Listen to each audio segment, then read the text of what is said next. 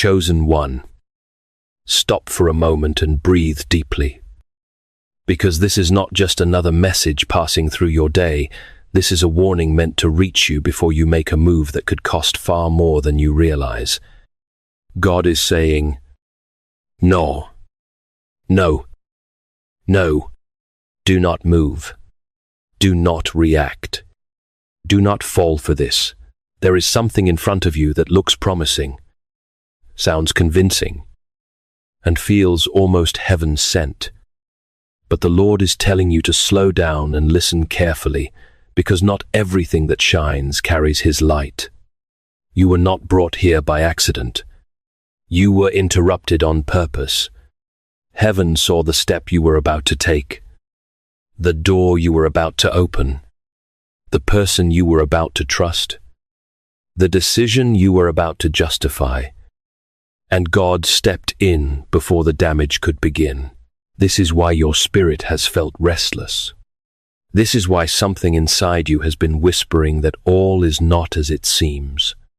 You are not imagining it. You are sensing a trap disguised as an answer. The enemy has studied your exhaustion, your longing, your private prayers, your hunger for relief, and he has prepared something tailored to your vulnerable moment. But God, in His mercy, is exposing it before it closes around you. Chosen one, this is not the hour to be impulsive. This is not the hour to be flattered by appearances. This is the hour to become still enough to hear the voice of God above the noise of your emotions. What is coming later in this message is even more urgent, because the danger is closer than you think, and the truth is deeper than what you can currently see. So clear your mind. Listen alone if you must, and stay until the very end. Because the Lord is not only warning you, He is protecting your destiny. If this word is already stirring something in your spirit, comment 777 as your declaration that you will not be deceived. Like this video, subscribe to this channel, and share this message with someone who needs discernment right now, because what God is revealing in this hour is too important to ignore. What stands before you now is not a small distraction, not a harmless delay, not an ordinary temptation that will pass without consequence. It is serious. It is strategic. It is spiritual. What makes it dangerous is not that it looks evil, but that it looks right enough to be trusted, beautiful enough to be welcomed, and timely enough to be mistaken for the hand of God. That is how the snare works. It does not announce itself as destruction. It arrives dressed as relief. It approaches sounding like the answer, feeling like confirmation, appearing like the very breakthrough you have cried for in private. But heaven is sounding the alarm, because one wrong step here is not a minor error. One wrong step here can entangle your peace, cloud your discernment, weaken your focus, and delay what God has been building in you through pain, prayer, and endurance. This is why you cannot afford to be casual right now. This is why you cannot afford to call everything that opens a blessing. Some doors open to test whether you can discern, not to reward your waiting. Some voices speak kindly only to pull you out of alignment. Some opportunities shine brightly only because they were polished to seduce the weary parts of you that are desperate for movement. The enemy has not come empty-handed. He has come prepared. He has studied your hunger, your fatigue, your secret disappointments, your longing to finally see something shift. He knows the exact shape of the thing that could make you lower your guard. He knows what kind of attention would soften you, what kind of offer would rush you, what kind of promise would tempt you to move before God says, move. That is why this warning is urgent. This is not about fear. This is about preservation. This is about heaven protecting your future from a decision that could wound far more than your feelings. There are traps that do not break you in a day. They break momentum over months, peace over years, and confidence in ways that are slow, silent, and costly. What looks like quick access may become long captivity. What feels like sudden favor may become hidden bondage. And if you are not watchful, you may call it provision while it is quietly draining your strength. So do not romanticize what is pressuring you. Do not sanctify what is confusing you. Do not rush toward what your spirit cannot rest in. God is not merely telling you to wait. He is telling you to survive what was designed to derail you, and to come through this moment with your clarity, your calling, and your destiny still intact. There are moments in life when the danger is not outside, you first, but near enough to your heart to feel like it belongs there. This is one of those moments. What is reaching for you now is not random, and it is not shallow. It has been shaped around your weariness, your longing, your silent ache to finally be seen, finally be chosen, finally be relieved of the weight you have been carrying for so long. That is why this warning cuts so deep. The enemy does not waste time offering what your soul would instantly reject. He studies the hidden places. He watches the tears no one noticed, the prayers you whispered when no one was around, the disappointment you buried beneath strength, the hunger you tried to sanctify by calling it patience. He knows where you are most vulnerable, and he knows how to make the wrong thing feel like mercy. He knows how to make the counterfeit feel tender. He knows how to make the trap feel overdue, deserved, almost holy. And that is why heaven is interrupting you now. Because what is before you has been tailored to the exact shape of your weakness. It is not only a temptation, it is a personal assault against your discernment, your peace, your assignment, your future. It is coming close because your calling is costly to hell. You have not been resisted this fiercely because you are forgotten. You have been resisting this fiercely because you matter, because there is oil on your life, because there is a purpose on your name, because there is something ahead of you that the enemy wants to delay, distort, or drain before it fully rises. Do you understand the weight of this? He is not merely trying to get your attention. He is trying to redirect your steps. He is trying to place one emotional decision, one premature attachment, one impulsive yes between you and the destiny God has been preparing in secret. This is why your spirit has been uneasy, even when your flesh felt drawn in. This is why the deeper part of you has not fully rested. Something in you knows that what glitters is not always glory. Something in you knows that what feels immediate is not always ordained. You must listen to that holy discomfort. You must honor that inward warning. Do not betray your discernment just because something arrived wearing the face of comfort.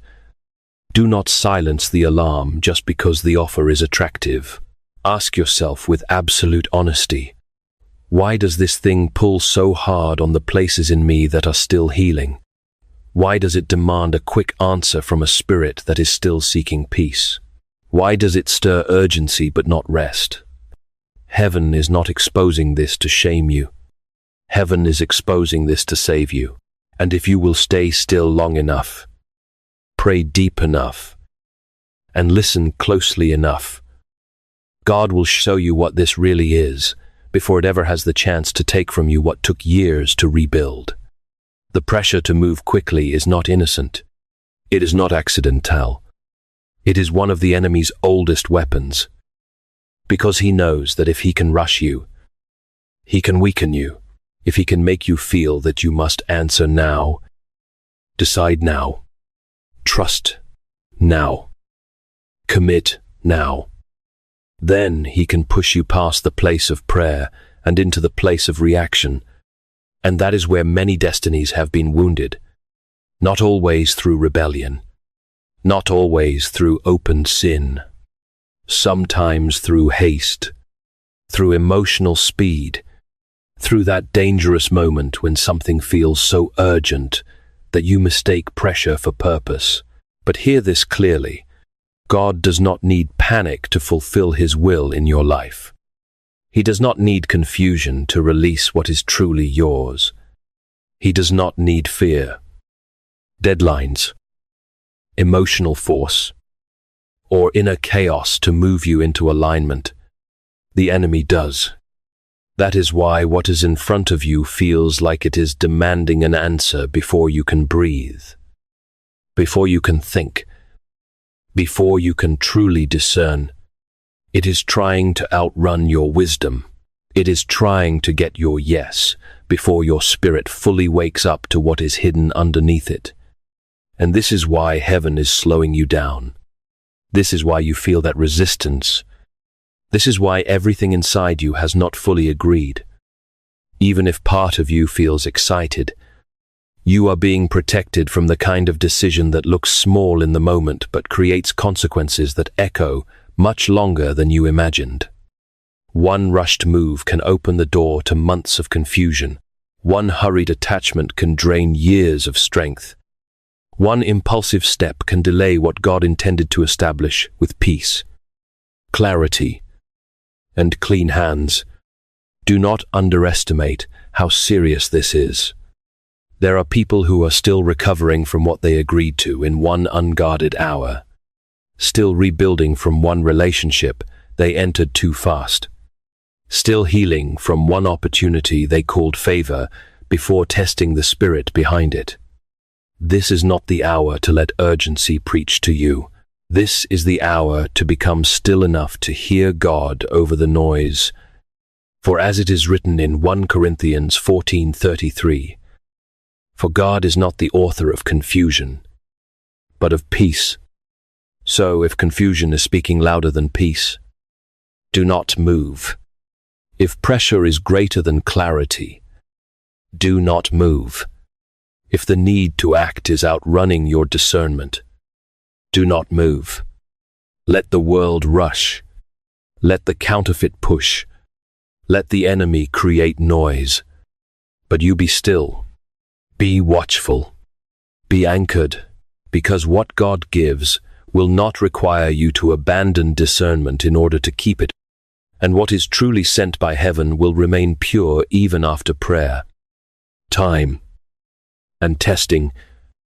Not every open door is an invitation from God, and that truth is heavier than many are willing to face, because some of the greatest heartbreaks begin with things that looked answered, things that looked blessed, things that looked exactly like the next step you had been begging heaven to send.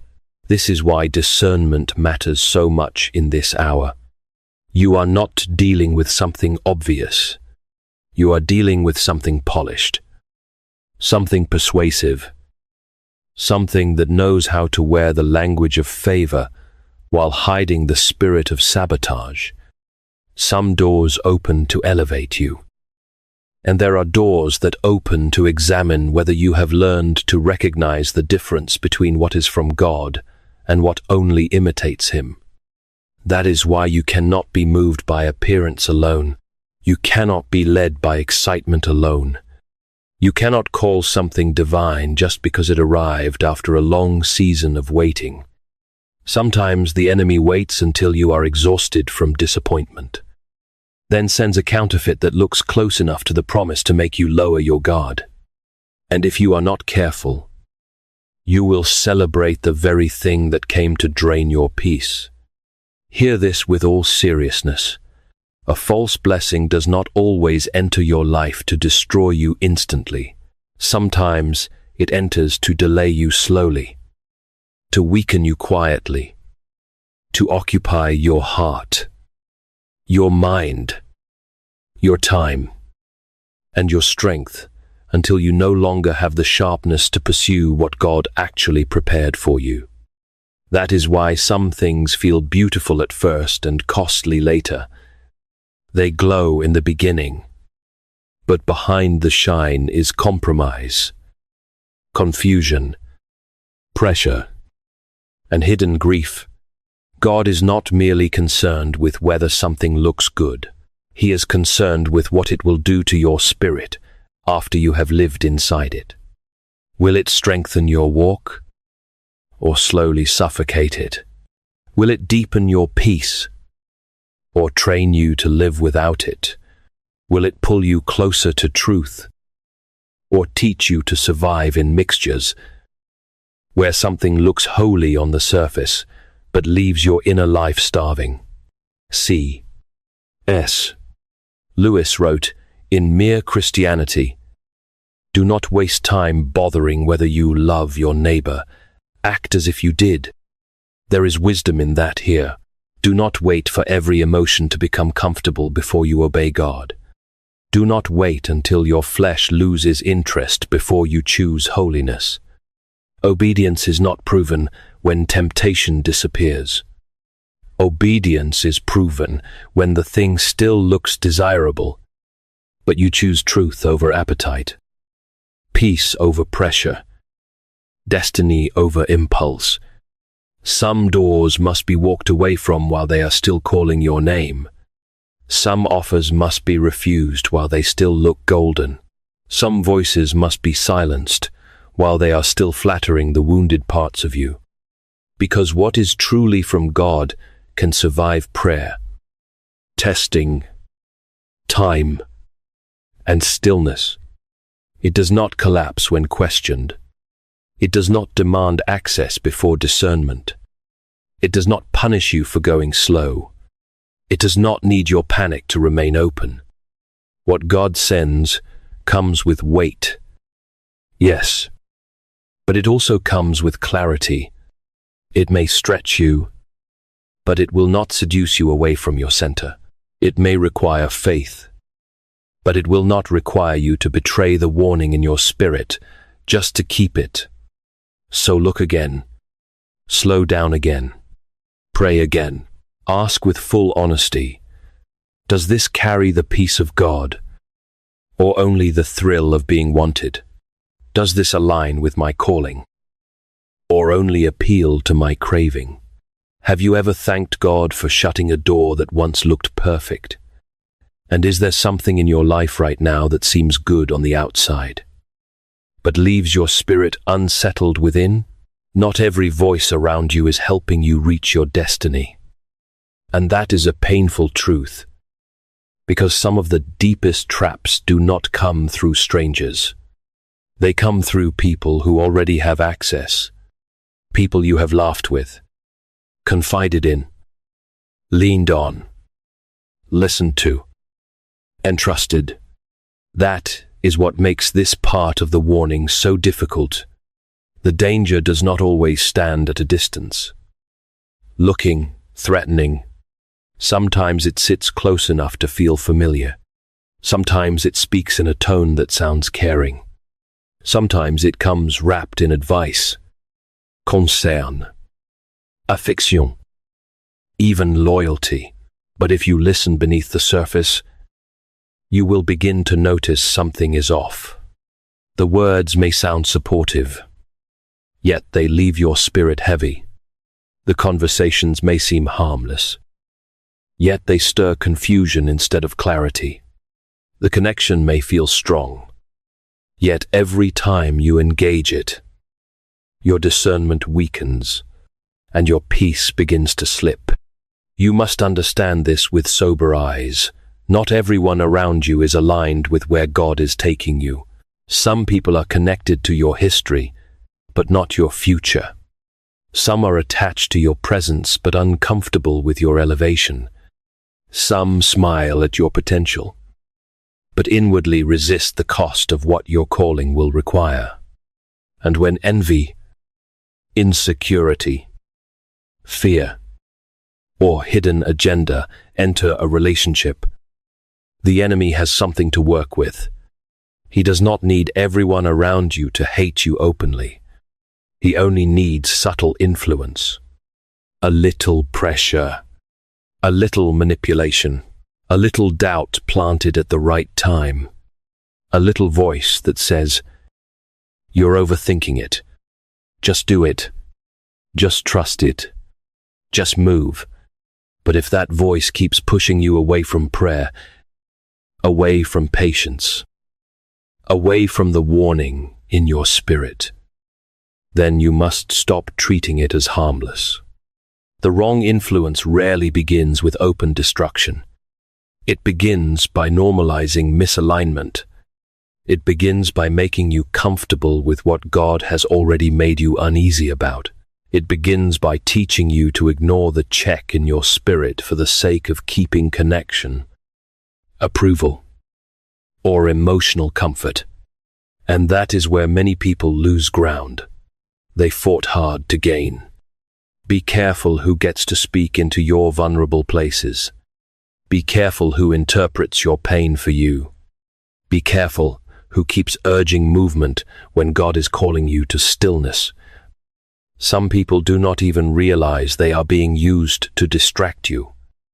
But the effect is the same if you are not discerning. This is why you must watch patterns, not just words. Watch what happens to your peace after certain conversations. Watch what rises in you after certain interactions. Watch who becomes restless when you slow down and seek God. Has someone around you been pushing you faster than your spirit can rest? Has anyone's presence lately left you more confused than clear?